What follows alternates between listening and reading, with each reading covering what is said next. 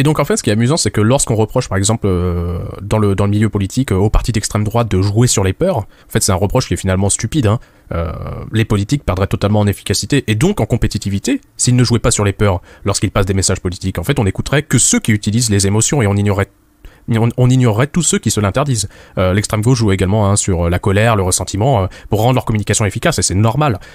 En fait, ce qui est complètement con, c'est à partir du moment où on sait que l'émotion est liée à la mémoire, mais qui serait assez stupide pour rendre son message le plus neutre possible?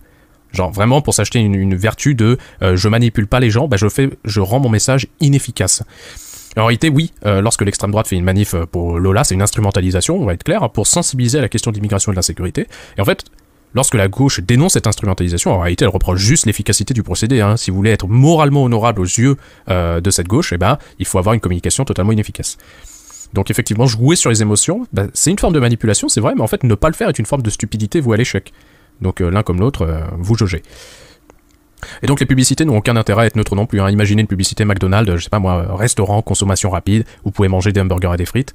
Bah bon, bah, ça donne pas hyper envie d'y aller, on sent qu'on va pas vivre une expérience incroyable. Hein.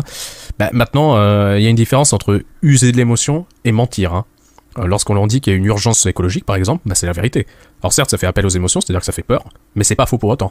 Ce qui est faux, c'est de dire qu'on n'a plus que 3 semaines pour agir, sinon la planète sera inhabitable. Ça fait peur, mais en plus c'est faux.